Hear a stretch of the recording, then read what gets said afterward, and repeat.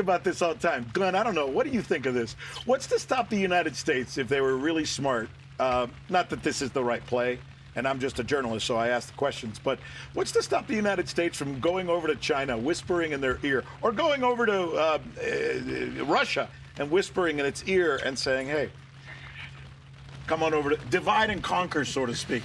Because right now they're sitting there. I am amazed as an American watching my country take on everybody. They're insulting Russia, they're insulting China, they're insulting India, they're insulting Iran, they're insulting everybody at the same time. I would think pick one off and put them on your side of the table. No? Yeah, well, there's some talk already about this. I mean, replay the 1970s, that is to put the Chinese and the Russians against each other. But and Kissinger. Kissinger's. Yeah.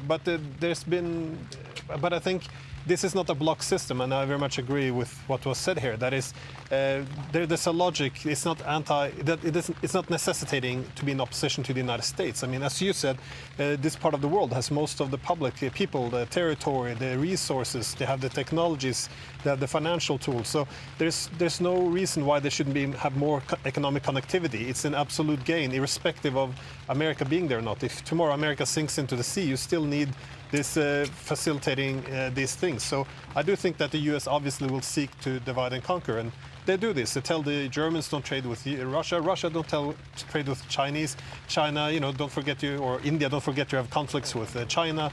And of course, you do want to cut off all them, separate all the major power in Eurasia. Then you get to dominate it from the periphery. But again, this is a very imperialist way of thinking. But I'm thinking of this guy right here. Thinking of this guy, right?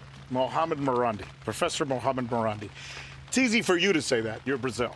It's easy for you to say that. You're Norwegian, but you have an understanding of both the Chinese and the Russo relationship with the United States.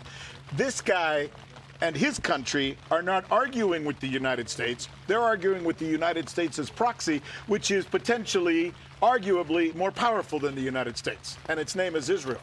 What the hell do you do if you're in that situation where they can't win? Because they'd love to become friends with the United States, but in the end, they're going to be in this perennial war with Israel for some damn reason.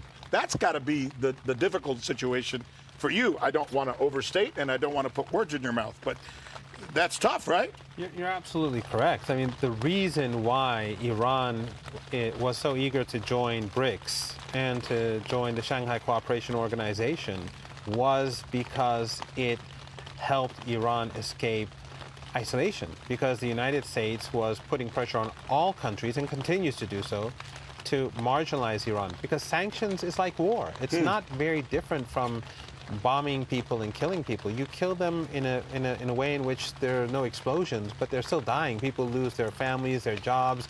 People die of illness. They die of poverty. Societies break down. That is the objective of these sanctions. We saw what they did to Syria. They destroyed the fabric of society so that they could gain control over the country.